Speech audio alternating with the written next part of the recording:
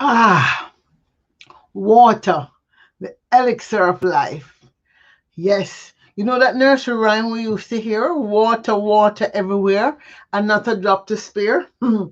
When I've seen how much water we've had in the last, 3 months, with floods, with hurricanes, with, storms, almost everywhere in the world has had a storm of some kind, except for deserts, of course. We wonder, how is it that we could have so much water running in the streets and yet be suffering with a scarcity and a potential threat to water? Jacques-Yves Cousteau said, "We forgot that the water cycle and the life cycle are one. Indeed, we all need water to survive.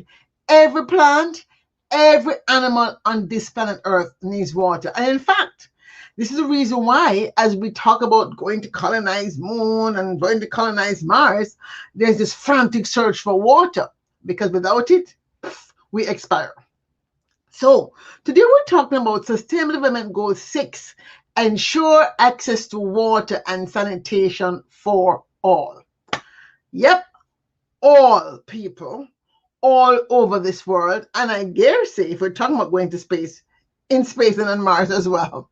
But more seriously, we're talking about what we want by 2030. And the goal focuses on ensuring and saying we must have achieved universal and equitable access to safe and affordable drinking water for all, and adequate and equitable sanitation and hygiene. So that's what it is we're going to be doing. Now, envision with me 2030, and my headline from that future says, "The Water Alliance of Small Island Developing States have succeeded in meeting their goals of ensuring water reserves for 7 days emergency water in the advent of a disaster. And more importantly, every island across the world is now equipped with desalination plants that can process up to 10,000 gallons of water per day per 100,000 people in the population." Now, wouldn't that be awesome if we could achieve that? An affordable way to ensure no matter what, water everywhere, we will have a drop to spare using desalination. Food, we can go for without 3 to 4 weeks, but water, 3 to 4 days, and we're toast. Sustainable Development Goals has several sub-goals. There's one about affordable drinking water, one about ending open defecation, one about improving water quality, wastewater treatment, and safe reuse. Been a lot of that. We certainly need to talk about water use efficiency and ensuring freshwater supplies. How many of us are guilty of standing in the shower thinking, I'm going to take my hand down because I've become much more conscious, and I can say I have done better on doing that. We need to talk about integrated water resources management. Yes, because water is tied to everything. Water is tied to agriculture. Water is tied to energy. These are not separate things. They're all part of one large system.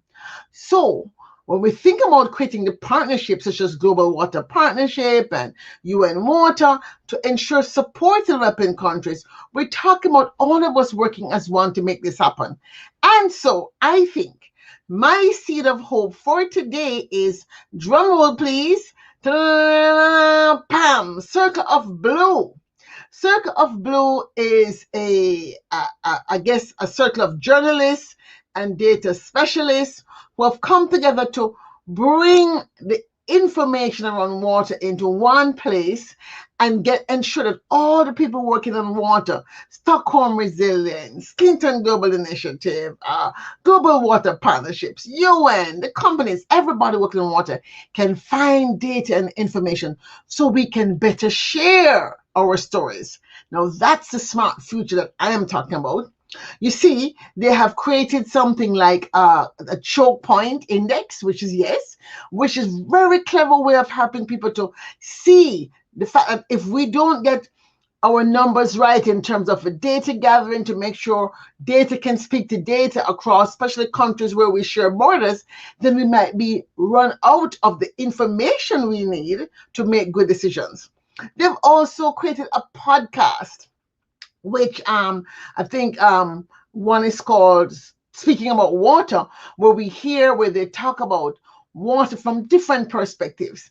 I mean, water is so vital. What is excitement about this group for me is that they've been able to find ways to bring stories about what's happening in Turkey and what's happening in Egypt, things we'd never think about, into one common hub. So we understand it. This is a race that we're in together. None of us on this planet can survive without water. Climate change. Climate is water, they say. And in fact, their whole mandate is to say, water speaks. Water speaks to us every day. And this is why I'm so excited to call them our seed of hope.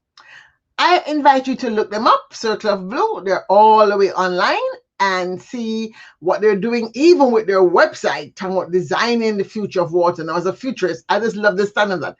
Designing the future of water. Listen, thousands have died without love, according to the poet W.H. Auden. But not one person, sorry, I should say thousands have lived without love, the poet William Auden says, but not one has lived without water. Water is the most critical resource issue of our lifetime and of our children's lifetime and of the future we want. So to create futures which are smart, we must recognize, as Razif Joseph says, that all water is holy water. Let's drink to your health. Amen.